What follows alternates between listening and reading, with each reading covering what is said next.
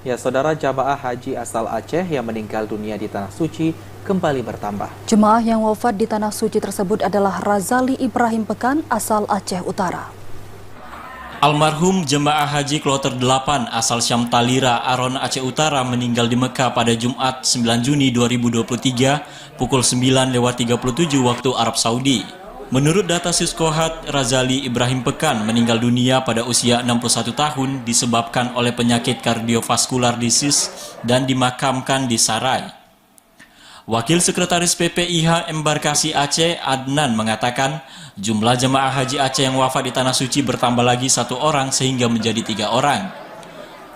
Sebelumnya Muhammad Yusuf Dade, 71 tahun, tergabung dalam kloter 4, wafat di Rumah Sakit Umum Madinah Al-Munawaroh, Minggu 4 Juni. Menyusul Marzuki Hussein Hanafia, usia 71 tahun, kloter 6 asal Jempabiren, wafat di KKHI Mekah pada Rabu 7 Juni lalu. Jamaah haji BTT Aceh yang sudah meninggal di Tanah Suci 3 orang.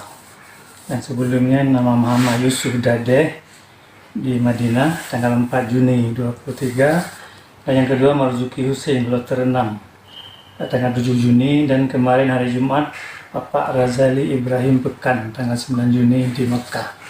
Sementara itu, kloter 8 yang berjumlah 390 orang termasuk petugas haji saat ini sudah melaksanakan tawaf rukun umroh.